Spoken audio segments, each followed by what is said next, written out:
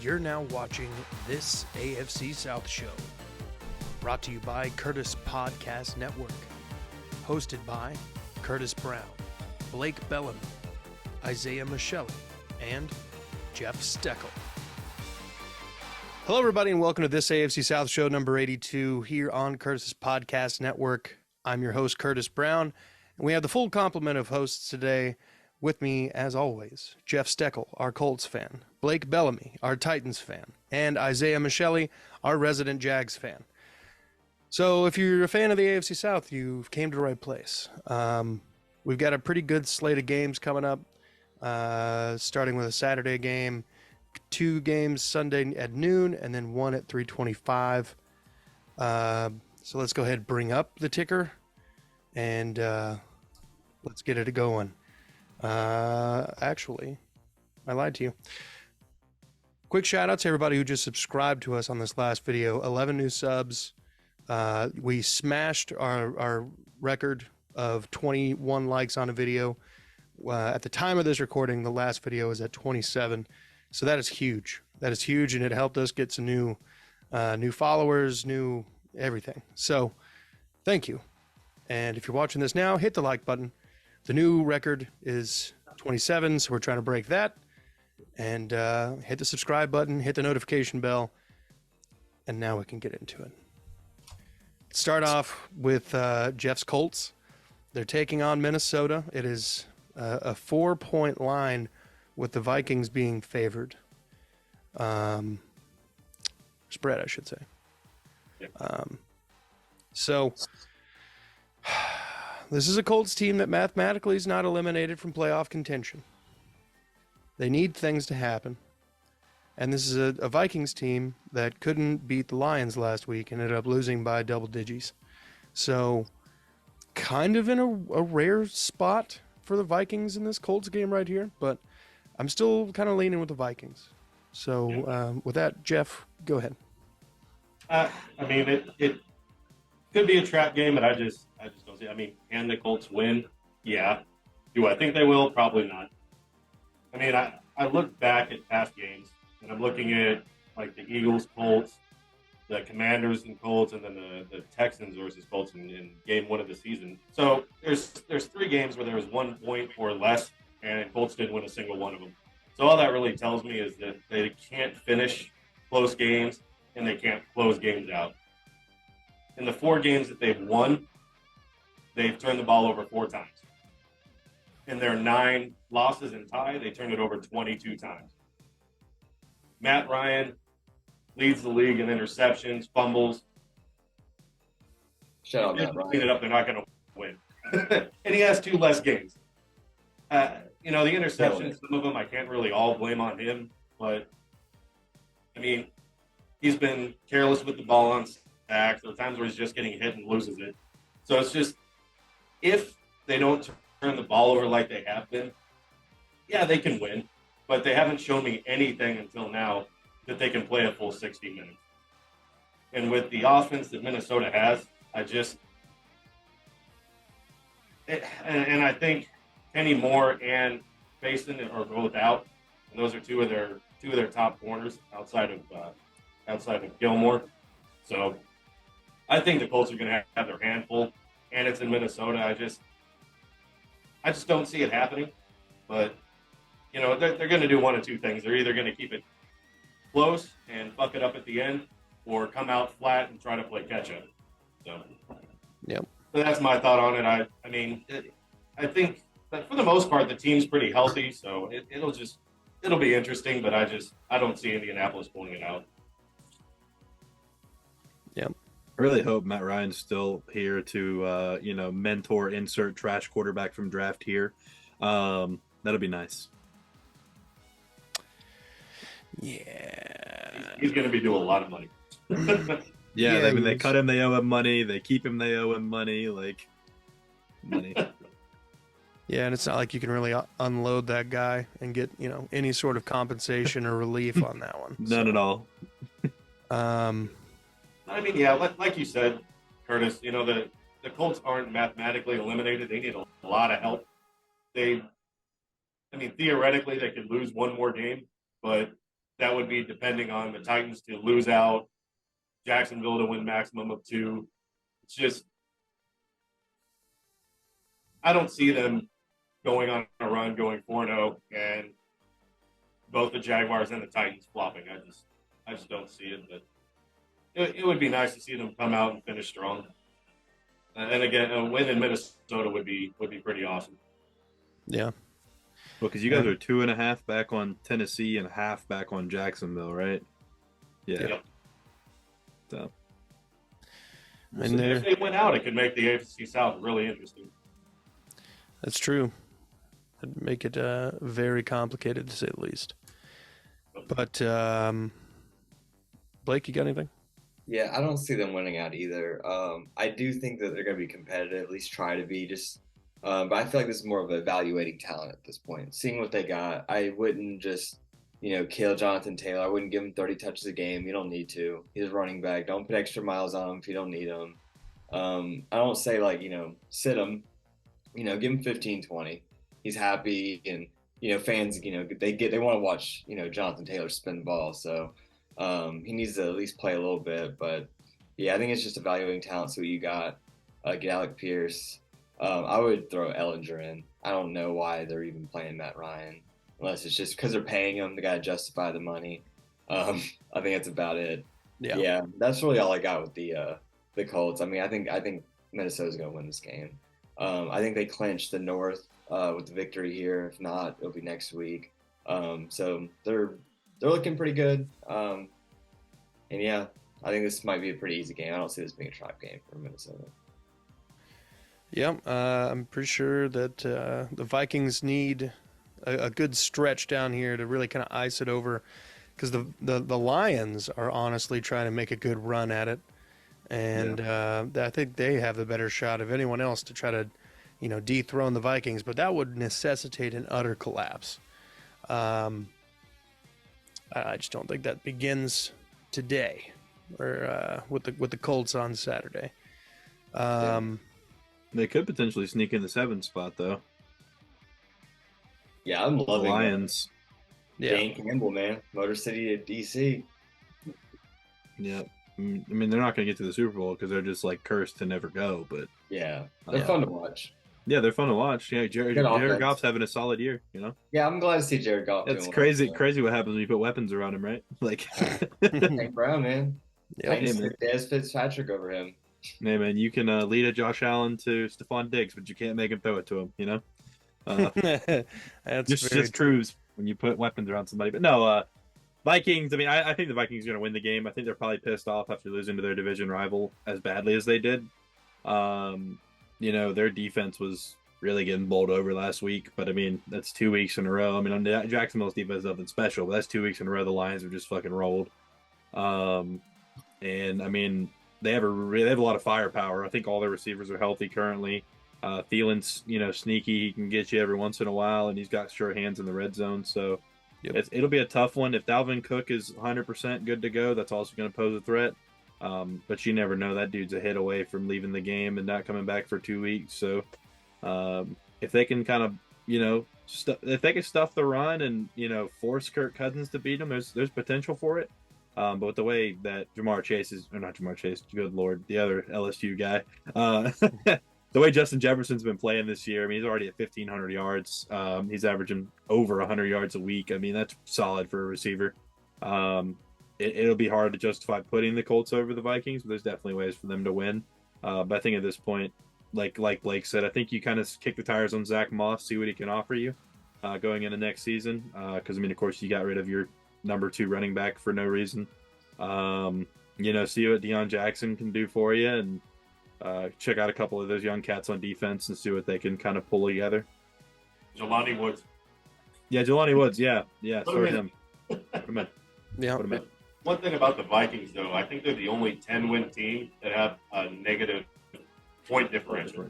Yeah, -2. They've gotten blown away in some games and won some really close ones. So, I mean, they're beatable. Yeah. It's just the Colts can't score 20, so it's Yeah. It could be an interesting game, but I just feel like Jefferson and Cook just might be a little too much for them. very likely. I mean, at the beginning of the year, I thought Daniil Hunter and Zadarius Smith were going to be a pretty ruthless edge pairing in Minnesota. So, I mean, their defense is a little bit improved, and I think they're going to be able to give the Colts some fits, especially that patchwork offensive line. But let's move now to an offensive line that is not quite patchwork. The first game in our Sunday slate, Jacksonville and Dallas. Now, Dallas is coming to Jacksonville with a 4-point favorite after barely, and I mean barely, squeaking out a win against the Texans. This was by far the Texans' best effort, but the Cowboys did just enough to win the game. Dak Prescott didn't look good. The entire team as a whole ran for 100 yards, which was their lowest output, and that includes Dak Prescott, Pollard, Ezekiel Elliott, and a couple like reverses. But I mean, like, they were held in check. They lost a couple linemen during that game. Steele tore his ACL. They brought in the ancient one, Jason Peters, to come in and play. I mean, he's the new ancient one. He's older than Andrew Whitworth, and this man's still out here playing. But I mean, he's still a strong ox out there, just moving bodies. But I think the Jacksonville Jaguars have an opportunity here to have the Cowboys come to town and whoop that Cowboy ass and send them back across to the middle of the country, I guess. But or something. yeah, get your homesteading ass out of here. So I like the Jag in this matchup. I definitely think that they could cover the spread. I think they're going to end up winning, honestly. But with that, Isaiah, take it away. Fun fact: the Cowboys have never won in Jacksonville. How many times have they played in Jacksonville? One time. And we beat them in overtime with a fade in the corner of the end zone. The only other time they beat us at home was in London, so we're safe. Exactly. They beat us in our second home, not in our first home, because we're not poor and only have one home, you know? No, I mean, yeah, it's going to be a good game. I don't like Dak Prescott. The only thing that scares me about the Cowboys is Tony Pollard and Micah Parsons. They have a pretty solid pass rush. They have a couple guys with over 5. Dante Fowler being one of them. Shout out Dante Fowler. Yeah, great guy. Leaving Jacksonville sucks. We got rid of him because of Yannick, and look where we are now. Yannick-less and Fowler-less. So it'll be an interesting matchup. Their defense is pretty good. Trayvon Diggs is the living aberration of right place, right time. He's absolute trash in coverage, but somehow the ball like floats into his hands 7 times last season, or however many picks he got. He prays a lot. Yeah, I guess so. I mean, he's up there like hitting the ball's hitting the like string cameras that go across and then falling into his hands. Something's going on there. Jerry Jones is paying the other quarterback. No, but Dak Prescott's garbage. Don't care. He's not going to win him the game. I don't think he's going to have a big game unless he just like force feeds the ball to CeeDee Lamb. I actually didn't know this, but Jacksonville has more pass breakups than any defense in the NFL currently. Darius Williams and Tyson Campbell both have 12 apiece, making 24 just between the two of them. I would love to see Campbell all over that man, CeeDee Lamb. Darius Williams, they actually left him outside all last game, and look what happened. We won a fucking football game, and they weren't throwing all over us, so that was cool. Travis Etienne hasn't really been going lately, but, I mean, last week they really oversold to the run.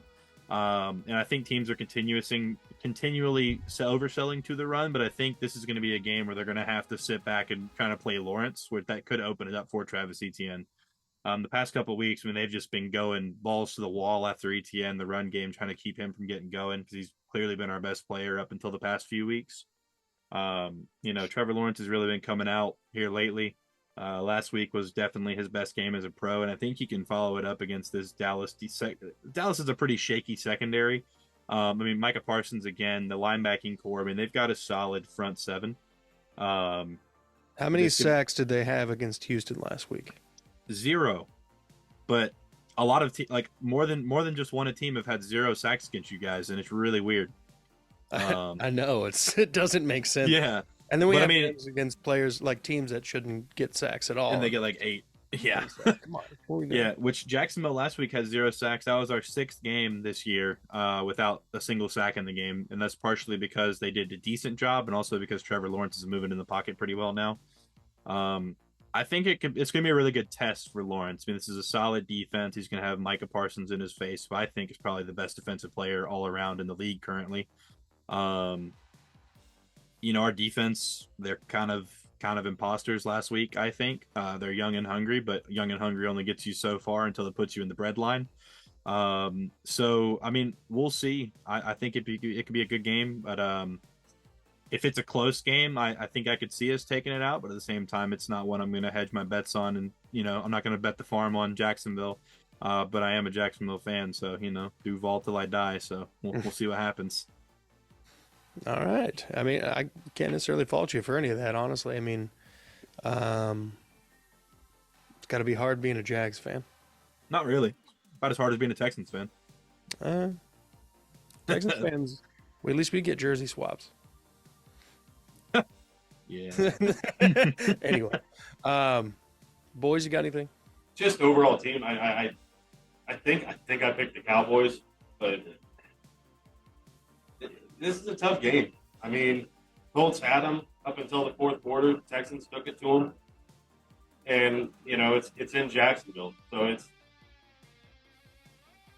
I might even change the pick. I don't know, but I think it's really all going to come down to Trevor Lawrence. And if his receivers can catch the ball, I know they've had issues in the past with drops, but it's really going to come down to Trevor Lawrence if he can take over the game and if their line can hold up. I mean, I think the Cowboys either lead or led the league in sacks.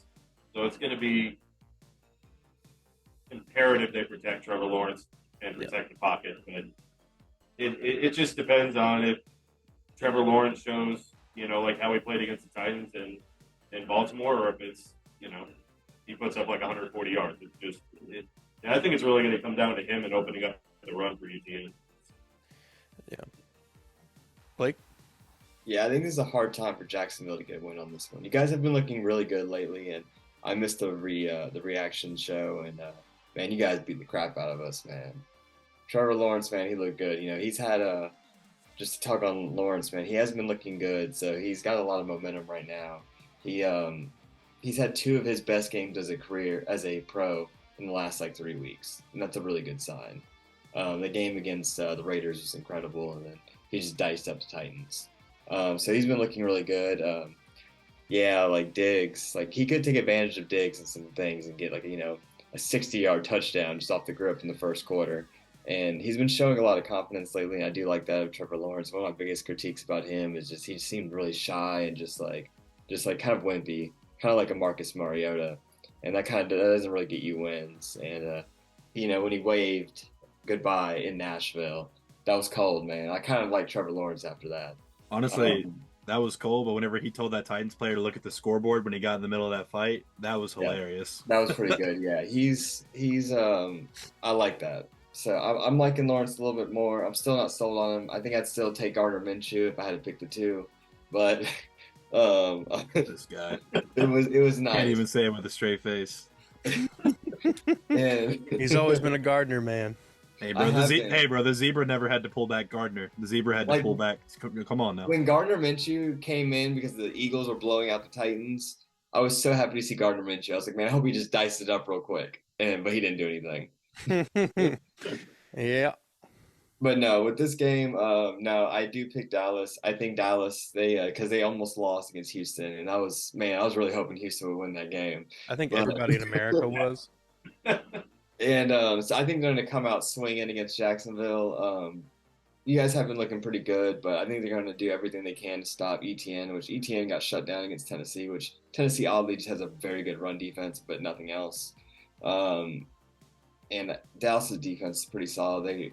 They tend to turn the ball over. They're always right place, right time. And I think they're going to pull out everything to beat you guys and just, kind of gain their confidence back. So I have to go with Dallas in this one. But I have been liking what Jacksonville's been doing lately. And it's nice seeing some fight out of them. Yes. I think if the Jacksonville Jaguars win this game, it's going to be because of ETN. And Trevor Lawrence is just going to have an okay day, and not that he's going to do poorly in any way. I just think that the running game is the biggest hole on the defense for the Cowboys. I mean, Houston was able to run, for 78 yards with Dameon Pierce just right up the middle. And as we all know, the interior of Houston's line is not very solid. So if that can happen, I think that the Jacksonville Jaguars will just run the damn ball. And I could see this being a game where it's kind of low scoring, maybe 21-17. And Jacksonville's just been sitting on the ball the whole time. And I think that's pretty realistic to me. I see Trevor Lawrence with 200 yards, 11 out of 15 or 16 passes. Not terrible, but just doing what it needs to. He hasn't even thrown an interception in forever. He's got 11 181, 181 passes without a pick. Yeah, it's incredible. 10-0 touchdown to interception ratio since week 9. Yes. Yep. All right, so let's move into the second 12 o'clock slot. What's up? There's I just wanted to say there's not a whole lot of teams where I'd root for other AFC South teams to win, but the Cowboys is one of them. I was hoping the Texans would take it, and I do hope Jacksonville wins. Yeah, we're a very anti-Cowboys organization, and everybody's picking the fucking Cowboys. And I'm Nobody just wants over the here, Cowboys to fucking win. It's okay. It's okay. Jaguars Nation, let's ride. Better words have not been spoken from Duval's finest. But let's move to my alter ego. It's been discovered. Let's move. Kansas City is coming to Houston with a 14-point favorite. Yeah, who's going to win this game? Obviously, it's Kansas City. Keep going. I'll be right back, okay? But keep going. Okay. Yeah, I don't necessarily think that Houston's going to find the same kind of success that they found last week against the Cowboys. With that 2-quarterback system, you kind of caught them off guard. You were able to do some things and take advantage of their ill-prepared defense for that. Kansas City's prepared for that. They saw the tape. They saw what we were able to do. They're going to have to come out and do something completely different just to be relevant. I honestly like the Chiefs on the spread on this one at 14. I could see this game being pretty much over at halftime. 35 points from Kansas City, probably. They could drop a 40 burger probably in the first half. What is that? That's me and Urban Meyer. Back in the day, I forgot I had this. That a boy. You and the Herbs. Me and Herbs. Put this up back here. There you go. Me and Herbs hanging out. Yeah. The Kansas City Chiefs should just be able to roll this game. It should have, like last week for them, they should have probably won by a lot more. But for whatever reason, Patrick Mahomes is like, I'm going to throw 3 picks.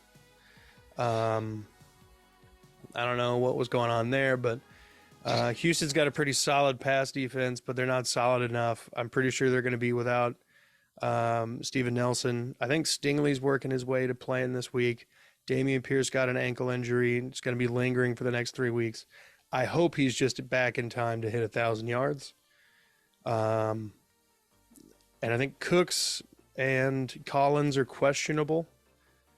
And I don't know. I don't like the idea that, again, neither one of them would be available to play.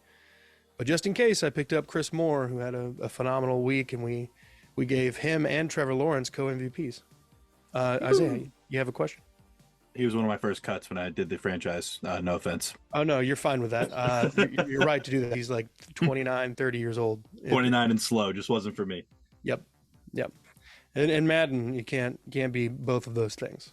You can't. That's why I picked Anthony Richardson. Because he's not 25 and slow like Hendon Hooker.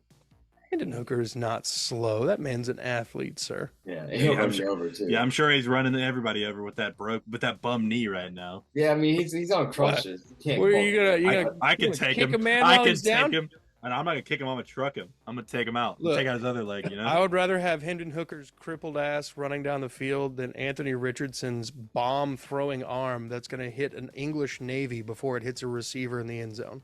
That's a terrible, terrible thing to say. I'm just saying, he's got a better likelihood of throwing a football and landing in an oil field in Saudi Arabia than he does of finding a tight end for any sort of touchdown or discernible yards. Maybe the Colts could trade up for him just so he can throw it to Jelani Woods. Well, yeah. Got to have a 6'8" target, otherwise there's no way anyone's catching it. 6'7", so it'll probably be an inch over. You're probably right. But yeah, no, it's draft season, folks, for the Texans. I mean, that's why we've been ribbing each other the whole week about everybody in the subreddit for the Texans is like, we got to get Anthony Richardson, man. I'm like, no, you don't take Anthony Richardson with the first overall pick. You don't even take him in the first round. You're smart. You take him in the first pick of the second round, which He's not gonna be technically pick number 32 is the Houston Texans. So we technically have 3 first-round draft picks, but we wouldn't be able to give the 5th-year option, which I'm cool with. So that's a better idea. I'll take him first pick, the second round. That's a much you pick better. 33. No, the Dolphins got fined and forfeited their pick. Oh, that's Good luck, right. Forrest. That's right. Everybody moves up a spot. I forgot about that. Yep. Oh, yeah. So now Houston is sitting at 30 at 1, whatever the Browns are right now, like 9 and 32. That's a win. That's a win. That's a BetMGM win. Ooh, a Henry jersey. Let's go. But yeah, I don't really have anything else for this Texans Chiefs game. It's this should be pretty lopsided. Should be over pretty quickly. Yeah, boys. I just hope Mahomes and Pacheco light it up for fantasy. That's about it. Yeah. Now, I need McKinnon to go off. That's what I need. Yeah, I got McKinnon on my bench, but if I like the matchup, I might put him in. Who knows? I'm being killed. I benched Kittle today. It's not looking good. Yeah, Purdy's already hit him twice for touchdown. I know. Well, yeah, but Kittle just decided he wasn't going to go down. Brock Purdy for MVP. Dude, I swear. Brock Mr. Purdy's Irrelevant to good. MVP. Let's get it. Brock Purdy is literally more mobile Jimmy Garoppolo plus. Like, I think Colts are getting Jimmy G or Trey Lance next year. How about both? Jimmy Lance, both of them. Just Dynamic duo. send the Is entire Jimmy G problem old enough to go to Indianapolis. Indy though? I doubt it. No. Yeah, I don't think he's I met mean, that the only one that criteria. qualifies as old would be Flacco. And first episode, I gave Isaiah shit about that. Yeah, you guys will probably get Flacco. Fucking hilarious. That's exactly right. Because the episode before you started is when I made the Flacco dig. That's right. Well, I had to talk shit my first episode with you for that one. Yeah. Oh, good times. Like you said, I don't see the Texans really doing much. And I would like to point out that the only team in the AFC South to beat the Chiefs.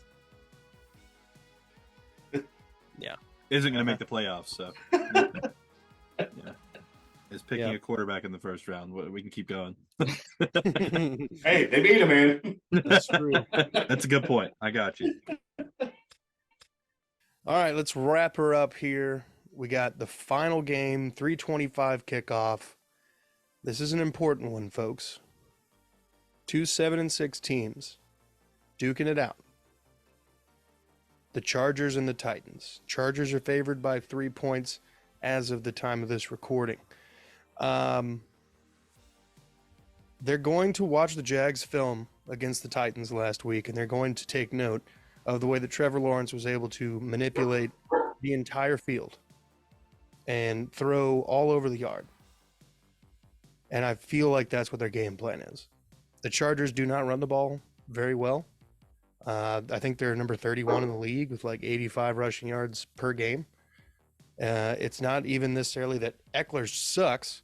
It's just that Herbert gets vastly more opportunities to throw the ball. I think the Chargers are going to end up winning this game, and I think it's going to bring a lot of chaos to this division when that happens. especially if the Jags can upset the Dallas Cowboys. That would be huge for us. Anyway, at the very least, big for us. Please let it happen. God, please. The ratings. But but I think this is going to be an interesting game to watch. I think the Titans have a lot to prove after last week and really in the last month has not been up to the Mike Vrabel standard. John Robinson getting fired, I think, has affected some of the players or something. I don't know. Blake, take it away. It's looking rough, man. It's looking rough. You fire your GM in a winning season. He's done nothing but bring playoffs to this terrible franchise in 2014, 15 when he got here. It's looking weird, man.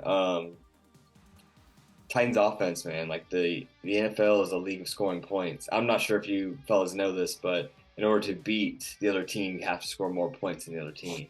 Well, when you have a bad defense that allows the other offenses to score a lot of points, it doesn't look very good, especially because your offense needs to score more points than the defense, and they've not been able to do that.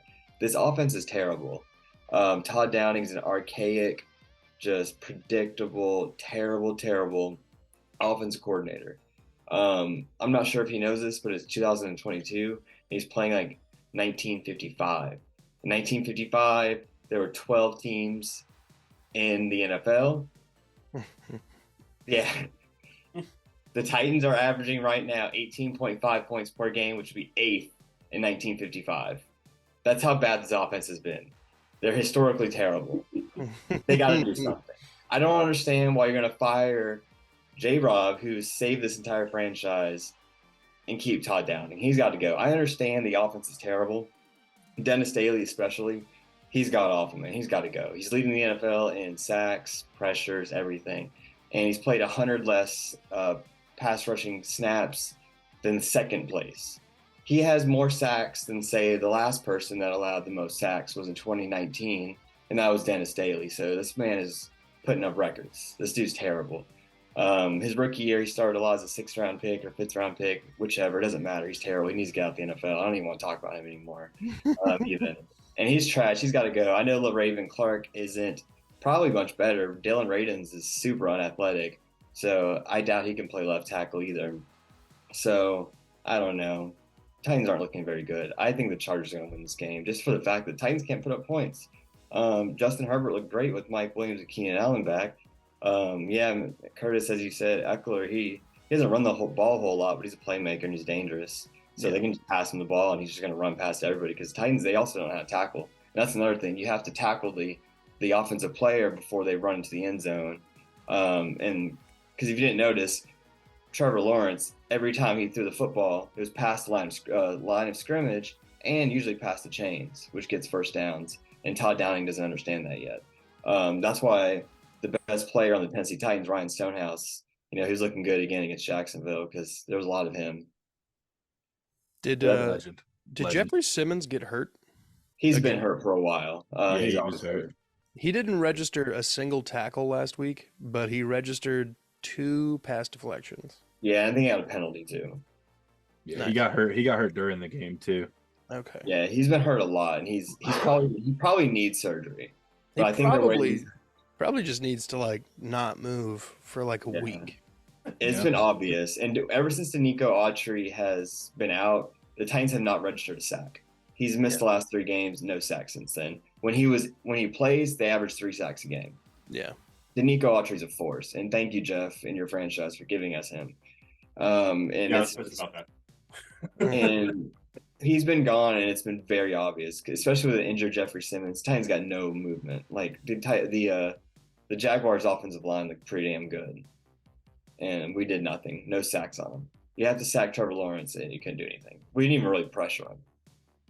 Yeah. Yeah, it's sad. I think Herbert and Mike Williams and Eckler and Keenan Allen are just gonna light it up on Sunday, and it'll be 4 straight losses. And I think that'll definitely be the most of Vrabel's career. It's been bad. You think if the Titans lose out, Vrabel's gone? I don't know. I honestly have no it's very unpredictable. I did not expect them to fire J-Rob. I don't think anyone's safe. I think Jeffrey Simmons and Kevin Byard are the only ones safe on this roster.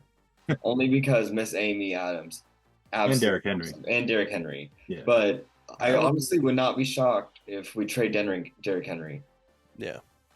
I really would not be shocked. In the It would be offseason? terrible, and the fans would be pissed. And I don't think Amy Adams can afford that many fans being that pissed. Robinson's not here anymore, so he's not going to trade your best offensive weapon. I know. That's why he's gone. I'm sure him and Vrabel and Amy probably had a bet that he came back and destroyed you guys, that he was getting fired, and sure enough, he came back and he destroyed, and J-Rob's gone. Yeah, allegedly that decision was made weeks ago. It's like, all right. You make it weeks ago, then you don't fire the guy. That's a stupid. Until after AJ Brown scores 2 touchdowns on you. Stupid. It's like, all right.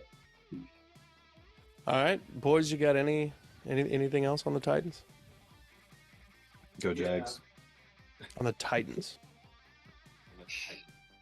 Titan. Sorry. Yeah, I'm gonna reflect back into a few episodes ago when I referred to Derrick Henry and his touches in a game. They lost one game where he had more than 20 touches, and I think it was a 1-point game to the Giants. And they've only won one game where he's had less than 20. I know he had a fumble. There was another fumble you can't blame him for, but dude, I think he had 14 carries at halftime or something like that. Yeah. And he finished with 17. Like he's a player that at any point in the game can break the big one. So it's like he's one of the few running backs that you don't just remove from your game plan, and it just doesn't make sense that he had like 3 carries. In the fourth quarter, I think he got 2 yards. That's 6 feet. It's like, come on, man. Yeah, 2 yards in the second half. Yeah, that's ridiculous. 2 yards in the second half. That's 6 feet. It's like, dude, you got to feed Henry more than that. He was getting chunk plays every single time he touched the football. Yeah, he was like 9 yards a carry or some shit at halftime. Yeah, so let's throw it 3 yards behind the line of scrimmage to Jeff Swaim, and he got like a face mask. It's like, dude, that guy's good for at least 1 drop and 1 personal foul a game. Swaim got to go. Him and Dennis Daly, they can go to, I don't know, Indianapolis. Let's just throw a team out there. And that would make my life so much better. How about Arizona? Luckily, our fourth string. They're gonna run out of quarterbacks if Dennis Daly goes to Arizona. Yeah, our fourth string middle linebacker, aka Derrick Henry's father, won't be at the game, so that'll be nice. That was honestly, dude, that was unfair on Derrick Henry, like spinning out of that one, like as soon as he hit him right there, I mean he was doomed on that crowd. Yeah, that was bad. But yeah, I don't know. I even my thing about like Tennessee is, I mean, even if you're down, you should still be giving Derrick Henry a bulk of the carries because, again, like you mentioned, and like we've seen for years, he probably has more 60-plus yard touchdowns than anyone other active running back in the league in the past 5 years. I mean, the dude just, I mean, if you're not passing the ball well and you've got a running back who's averaging a first down per carry, basically, like give him the ball, run the damn ball. Like Jacksonville now, I'm like, throw the damn ball, which is weird. I started the whole run the damn ball thing, and now all of a sudden I'm saying throw the damn ball. But I mean, literally the one team in our division that's been like consistently the best running team is not running the ball, and they're not built to come back from behind because they're not going to give Derrick Henry the ball. Yeah. If the Titans can control possession, control the clock, and finish drives. With Henry touchdowns because I desperately needed to get into the playoffs. If they can control it, they have a chance against the Chargers. But like you said with your OC, some drives he looks creative. It looks like he's changing it up, and then for some reason he just falls back into this predictable offense, and it's just you can't keep that same gear every time they're on offense. Who was talking? But yeah, this really isn't a team that's going to come back from behind. So they've got to have a lead and be able to protect it. And that's just, against the Chargers, I just like you said, they look like they're back to full strength, and I think the Chargers take it. Yeah, which will really make this division interesting. Yeah, to say the least. That'll make the final 4 weeks here pretty spicy. Actually, hope for a Colts win because that would just No, I hope It'd the be Colts really win fun. regardless. All right, boys, I think we're getting close to the end here. Do we have any final comments on the week ahead? Yeah. Almost Argentina. All right. Fuck Dallas. Jacks by 20. That'd be nice. God, that'd be nice. I had to give a special shout out to my fiance and her family from Argentina. So. Yeah, shout out. Shouts Argentina. Say Argentina a couple more times. It'll put us on the radar. Argentina. Argentina. It needs to spike, man. All right. Well, folks, thanks for watching. This has been episode 82 of this AFC South show. For everybody here, thank you. And hit that like, subscribe button. Check out the merch link in the description. Be good people. Duval.